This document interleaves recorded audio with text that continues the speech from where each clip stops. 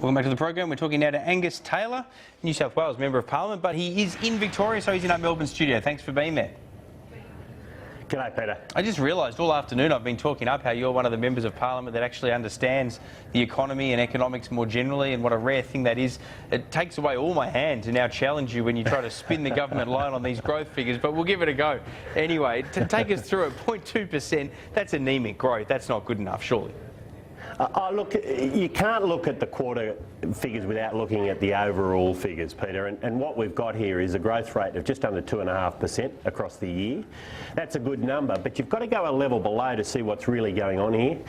As you know, we've got a transition going on from the mining investment boom to a broader investment and other activities going on in the economy, and that is very healthy. We've got dwelling investment that's gone up at almost 7.5% over the last year.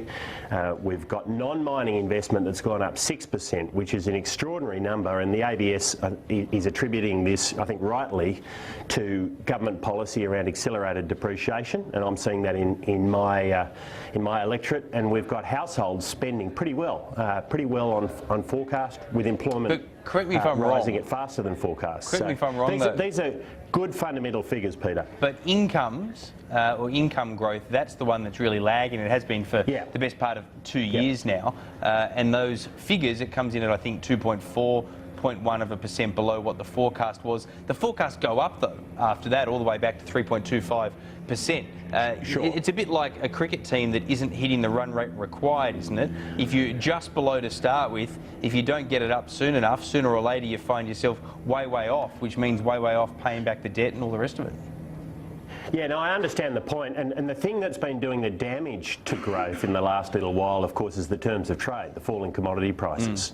And that's fallen about 10% in the last 12 months. But as you know, that can only go so far, and we've got now to the point where commodity prices can't fall a lot more, or they're down at below the cost of production, and that's not going to happen for a sustained period of time. So I'm very confident now with the non-mining business investment rising, consumption pretty solid, and the terms of trade with just not too much further it can go to do damage to growth.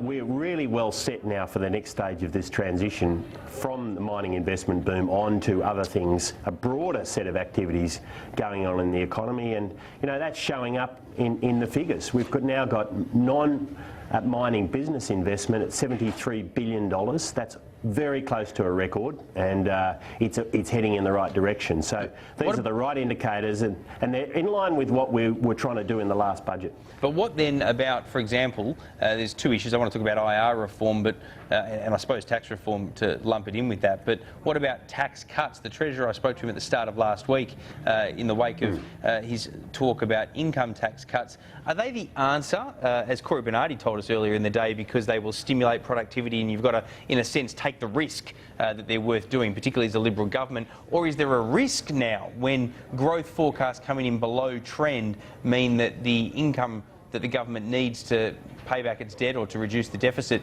is already at risk? Is there too big a risk to also then introduce tax cuts, or is it absolutely necessary because you need to take a punt on the productivity gains associated with it?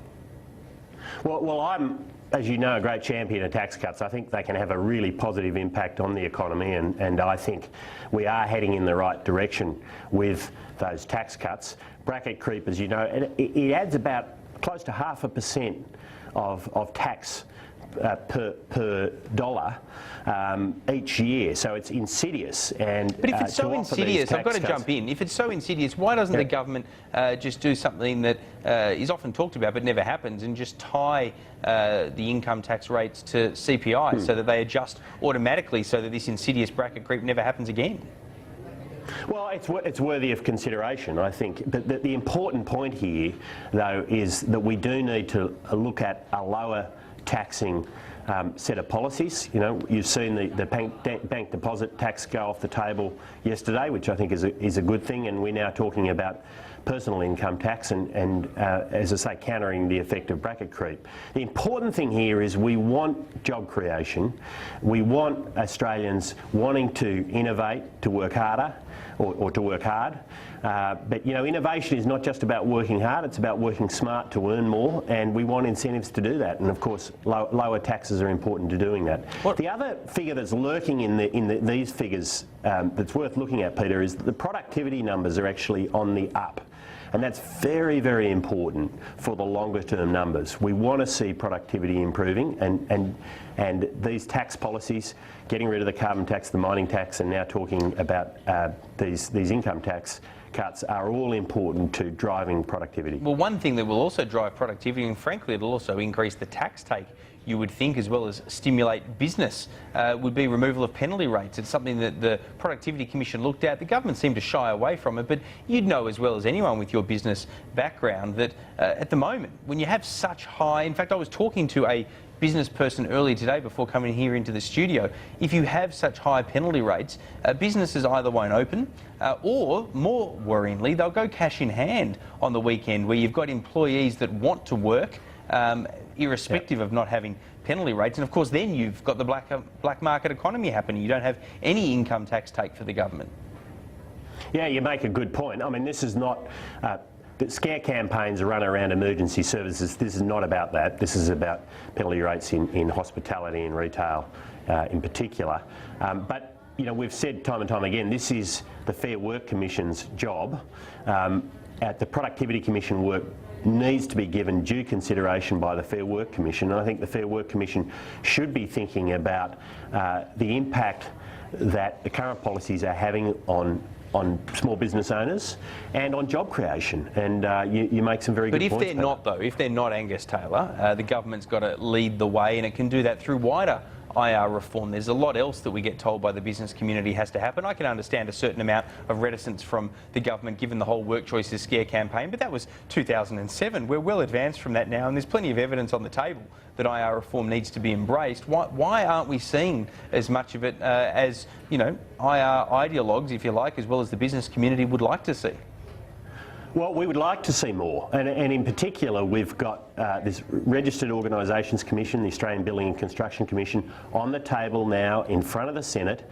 We have seen through this Royal Commission extraordinary cases of rorting by unions, and you know what's so insidious for me about this is it's having an impact on the structures of many of our industries, whereby if you're not in bed with these unions, you're on the way out, you're pushed out. And that has bad impacts not just on workers, it has terrible impacts on consumers who have to pay more for their goods, because organised labour is monopolising these sectors and extracting far more out of it than they should. This is very damaging for the economy. That's why we want to see the ABCC and the Registered Organisations Commission in place, which will make sure that unions have to act just like any other organisation in the economy, companies for instance. Critical reforms, they're on the table, and at the moment they're being rejected by the Senate. It's time for Labor to stump up and fix this. Yep, I don't disagree on that front at all. Angus Taylor, we appreciate you joining us on Newsday. Thanks for your company. Thanks, Pat.